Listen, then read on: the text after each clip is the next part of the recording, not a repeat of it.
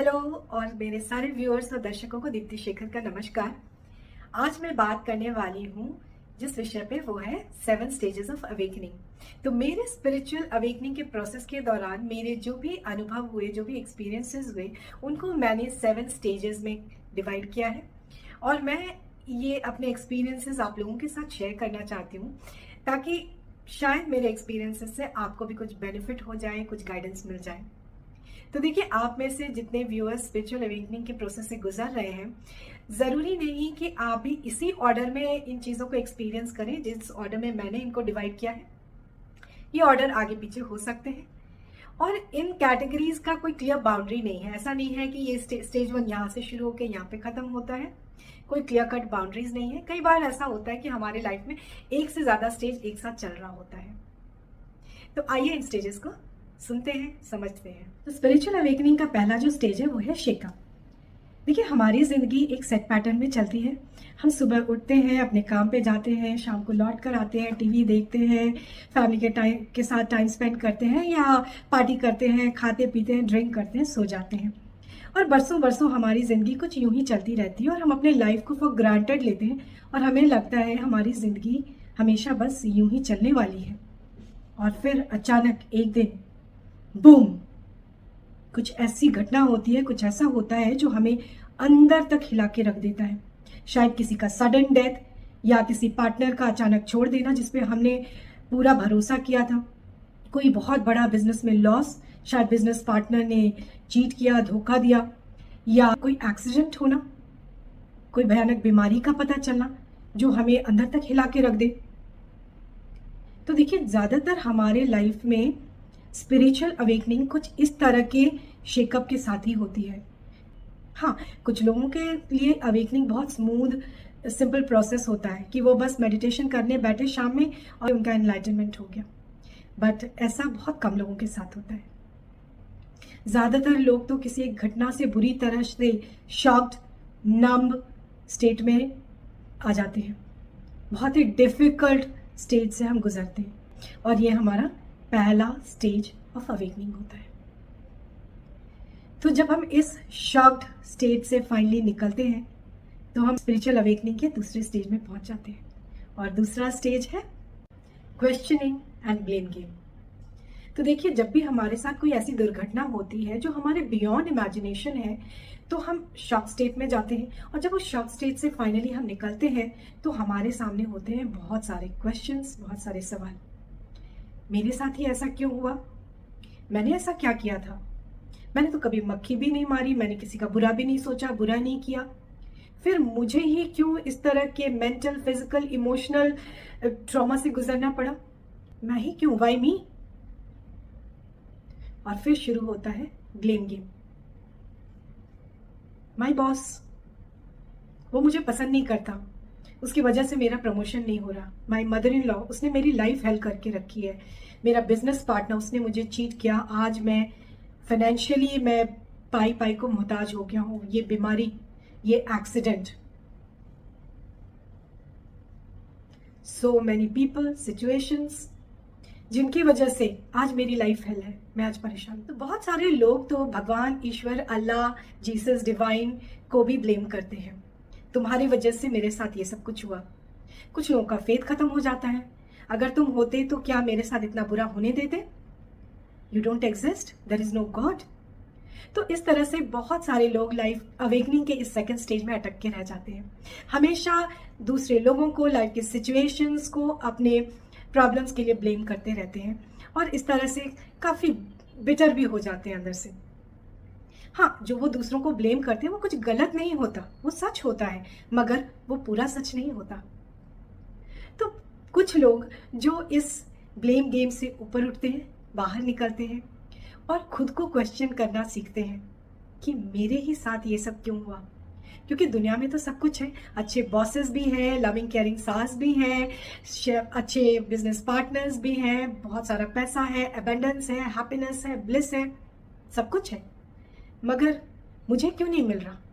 What is the block inside me? मेरे अंदर ऐसा क्या है जो मुझे ये चीजें नहीं मिल सकती जो बहुत सारे लोगों को मिली है? तो जो लोग खुद को देखना शुरू करते हैं वो स्पिरिचुअल अवेकनिंग के तीसरे स्टेज में चले जाते हैं। And the third stage is self reflection. Self reflection के स्टेज में हम डेस्परेटली सवालों के जवाब ढूंढ रहे होते हैं, कभी किताबों में, कभी सोशल मीडिया पे, यूट्यूब पे वीडियोस देखना, स्पिरिचुअल गुरुओं की बातें सुनना, या कई बार हम किसी स्पिरिचुअल गुरु के शरण में भी जाते हैं, या फिर हम सेल्फ रिफ्लेक्शन में बैठना शुरू करते हैं, मेडिटेशन स्टार्ट करते हैं। और जब हम इतनी कोशिश करते हैं तो हमें जवाब भी मिलने शुरू होते हैं, और फिर मिलता है बहुत सारा मेंटल पीस। और फिर यहाँ से हम जाते हैं अपने नेक्स्ट स्टेज की ओर, दैट इज सोल कॉन्शियसनेस। ये स्टेज हमारे स्पिरिचुअल अवेकनिंग का सबसे खूबसूरत और ब्लिसफुल स्टेज है। जब हम इस स्टेज में पहुंचते हैं तो हम मेंटली बिल्कुल पीसफुल स्टेट में होते हैं। हम अपने गुरु के थ्रू या अपने मेडिटेशंस के थ्रू अपने डिवाइन से कनेक्ट कर पाते हैं, और हमें हमारे सवालों के जवाब मिल रहे होते हैं। हमें डीप स्पिरिचुअल नॉलेज का पता चल जाता है, और हमें ऐसा लगता है मानो हमें किसी ताले की चाबी मिल गई हो। अवेकनिंग के इस स्टेज पे हमें हमारा लाइफ पर्पस, हमारा सोल मिशन, या जो भी हमारी कॉलिंग है, जिसके लिए हम इस दुनिया में आए हैं, जो हमें करना है, वो हमें बहुत अच्छे से पता चल जाता है। हम समझ जाते हैं, और हमारे अंदर ये क्लैरिटी होती है कि हम इसी काम को करना चाहते हैं, और अपने काम को लेकर हम बहुत ही पैशनेट फील करते हैं। हम एक हायर फ्रीक्वेंसी पे वाइब्रेट करना शुरू करते हैं, हम स्पिरिचुअल पाथ पे असेंड करने लगते हैं, और हम एक बहुत ही ब्लिसफुल स्टेट में चले जाते हैं। और हम इस स्टेज में सोल अवेयरनेस पे आते हैं, जहाँ हम समझ पाते हैं कि हम एक सोल हैं, एक आत्मा है, जो इस बॉडी के अंदर इस लाइफ के एक्सपीरियंस को गेन करने आए हैं। और हमें लगता है कि बस हमें सारा स्पिरिचुअल ज्ञान मिल गया, हमें सारी बातें समझ में आ गई, हमें जीने का तरीका आ गया, और आगे अब कुछ जानने समझने को नहीं बचा। This is it. और फिर इसके बाद जो स्टेज आता है वो हमें कहीं ना कहीं परेशान करके रख देता है। तो अगला जो स्टेज है वो है शैडो वर्क। मैं जब इस स्टेज में पहुंची तो मुझे ऐसा लगा मानो किसी ने मुझे आसमान से नीचे धम से जमीन पे पटक दिया हो। तो मैं एक दिन डीप मेडिटेशन में बैठी थी, किसी और ही दुनिया में थी, और अचानक मुझे लगा किसी ने मुझे पकड़कर वापस मेरे बॉडी में डाल दिया, और मेरी आंखों के सामने लिटरली जैसे किसी ने पर्दा खींच दिया, और मैं हतप्रभ सी होकर बैठी रह गई। मैं मेडिटेशन नहीं कर पाई। उसके बाद जब भी मैंने मेडिटेशन ट्राई किया, मैं कनेक्ट नहीं कर पा रही थी। मैं एक बहुत ही लो फेज से गुजरी। मुझे लगा जैसे डिवाइन ने मुझे किसी बात को लेकर पनिश कर दिया हो। तो अगर आप में से कोई इस स्टेज से गुजर रहा है, अगर आप लो फील कर रहे हैं, अगर आप डिसकनेक्टेड फील कर रहे हैं, लॉस्ट फील कर रहे हैं, डायरेक्शनलेस फील कर रहे हैं, अगर आपको समझ में नहीं आ रहा है कि इतने हाई स्पिरिचुअल स्टेज पे पहुंचने के बाद सडनली ये क्या हो गया, आप कनेक्ट नहीं कर पा रहे हो, आपके मेडिटेशंस नहीं हो पा रहे हैं, तो आप बिल्कुल लो ना फील करें। देखिए, ये स्टेज सबके अवेकनिंग प्रोसेस में नहीं आता। ये स्टेज उन्हीं के लिए आता है जो बहुत ज़्यादा स्पिरिचुअल वर्क कर रहे हैं, बहुत ज़्यादा मेडिटेशंस वगैरह में लीन हो जाते हैं। और इतने स्पिरिचुअल वर्क से होता क्या है कि आपके हार्ट के ऊपर के जो चक्रास हैं वो तो बहुत ज़्यादा एक्टिवेटेड हो जाते हैं, मगर लोअर चक्रास जो हैं वो स्लो हो जाते हैं, डीएक्टिवेट हो जाते हैं, ब्लॉक हो जाते हैं, और आप बहुत ज़्यादा एक स्पिरिचुअल वर्ल्ड में जीना शुरू करते हो, 5D वर्ल्ड में जीना शुरू करते हो। और ये जो 3D की दुनिया है ये आपको अच्छी नहीं लगती। आपको लगता है ये दुनिया बेकार है, ये दुनिया तो मायावी है, मैं यहाँ जी के क्या करूँगा या क्या करूँगी। और आप कहीं ना कहीं आप एक डिटैचमेंट आपका हो जाता है इस प्रैक्टिकल वर्ल्ड से, इस दुनिया से, यहाँ के लोगों से, अपने रिश्ते नाते परिवार वालों से आप डिटैच करने लगते हो। और आपके हो सकता है कुछ सुसाइडल थॉट्स आने लगे कि मैं अब यहाँ जी के क्या करूँ, या आपको ऐसा लगने लगे कि मैं सबको छोड़ के मैं तो जंगल में अकेले रहना चाहता हूँ, या मैं पहाड़ों पे चला जाऊँ, मेडिटेशंस करूँ, भगवान की आराधना करूँ। तो आपको ज़रूरत है ग्राउंडिंग की, क्योंकि बात यह है कि आपकी एनर्जीज इम्बैलेंस हो गए हैं। ओके, तो देखिए, डिवाइन ने जब आपको यहाँ भेजा है तो आपके एग्जिस्टेंस का कोई मतलब है, कोई पर्पस है। तो इसलिए बहुत ज़रूरी है कि आप इस 3D वर्ल्ड के इम्पोर्टेंस को, अपने एग्जिस्टेंस के इम्पोर्टेंस को, यहाँ की जो इस दुनिया की जो एक्सपीरियंसेस हैं उनके इम्पोर्टेंस को आप समझें। जब आप इस बात को समझ जाओगे, then you move to the next stage of awakening, that is grounding. Grounding एक बहुत ही इम्पॉर्टेंट और बहुत ही डिफिकल्ट स्टेज भी है, खास करके उन लोगों के लिए जो बहुत ज़्यादा सेल्फ वर्क और मेडिटेशन करके एक स्पिरिचुअल वर्ल्ड में उड़ रहे हैं, और कहीं ना कहीं इस 3D वर्ल्ड से डिटैच होके, अपने लोगों से डिटैच हो चुके हैं, और केवल अकेले में बैठ के भगवान की सेवा, आराधना और मेडिटेशन करते रहना चाहते हैं। तो ग्राउंडिंग इसलिए भी ज़रूरी है ताकि हम इस दुनिया में अपना इम्पोर्टेंस समझ सकें, अपने एग्जिस्टेंस का वैल्यू समझ सकें। हम जो यहाँ काम करने आए हैं, क्योंकि प्लैनेट अर्थ एक कर्म, इसको हम कर्म भूमि कहते हैं, यहाँ हम काम करने आए हैं। तो जो भी हम यहाँ काम करने आए, जो हमारा सोल मिशन है, जो सोल पर्पस है, जो हमारी कॉलिंग है, हमें उसका इम्पोर्टेंस समझने की ज़रूरत है, हमें उस काम को करने की ज़रूरत है। तो फिर ग्राउंडिंग कैसे करें? तो देखिए, ग्राउंडिंग करने के लिए ये बहुत ज़रूरी है कि आप अपने लोअर चक्रास पे काम करें, अपने नेचर के साथ कनेक्ट करें, वॉक्स पे जाएं, पेड़ पौधों से कनेक्ट करें, जानवरों से कनेक्ट करें, लोगों से कनेक्ट करें, अपने दोस्तों के साथ कनेक्ट करें और अपने सोल मिशन पे काम करें। आपकी जो भी कॉलिंग है उस पे काम करें और ग्राउंडिंग एक्सरसाइजेस करें, खुद का ख्याल रखें, अपने खाने पीने का ख्याल रखें, योगा करें, एक्सरसाइजेस करें। ऐसा करने से आपकी एनर्जीज बैलेंस में आ जाएगी। देखिए, जैसे एक पेड़ होता है ना, वो ऊपर ग्रो करने के पहले अपनी जड़ें नीचे फैला लेता है, अपने आप को स्टेबल कर लेता है। जब वो ऊपर ग्रो करता है तो वो बिल्कुल बैलेंस्ड होता है और वो ऊपर जितना ऊपर होता है उतना ही नीचे गहरा और फैला हुआ होता है। उसी तरह से एज ह्यूमन बीइंग्स, जब हम पूरी तरह से इस दुनिया से कनेक्टेड होते हैं और पूरे पैशन और जोश के साथ इस 3D वर्ल्ड में जी रहे होते हैं और इक्वली पैशन के साथ जब हम अपना स्पिरिचुअल वर्क कर रहे होते हैं और डिवाइन से कनेक्टेड होते हैं, तो हमारी एनर्जीज पूरी तरह से बैलेंस्ड होती हैं। और जब हम इस बैलेंस स्टेज में पहुंच जाते हैं तो हम अवेकनिंग के नेक्स्ट स्टेज में पहुंच जाते हैं, एंड दैट इज सरेंडर। तो स्पिरिचुअल अवेकनिंग का सबसे आखिरी और सबसे वंडरफुल स्टेज है सरेंडर। और इस स्टेज में आप तभी पहुंचते हो जब आप पूरी तरह से इस बात को समझ जाते हो कि you are the creator of your own life. मतलब अगर आपकी लाइफ को एक फिल्म मान लिया जाए तो इस फिल्म का डायरेक्टर भी आप खुद हो, स्क्रिप्ट राइटर भी खुद हो और एक्टर भी आप ही हो। और इस बात को पूरी तरह समझते हुए भी आपने अपने पूरे लाइफ की बागडोर डिवाइन को सरेंडर कर दिया है और आप अपना लाइफ पूरी तरह से उनके गाइडेंस में जी रहे हो। तो आपको कैसे पता चलेगा कि आप अवेकनिंग के सरेंडर स्टेज पे आ गए? नंबर 1, अब आपके मटेरियलिस्टिक डिजायर्स बहुत ही कम हो गए हैं। पहले की तरह अब आप, मुझे तो यही गाड़ी लेनी है, मुझे ये डिजाइनर बैग्स लेने हैं, मुझे ये ड्रेस लेने हैं, मुझे ये जूते, ऐसा अब नहीं होता।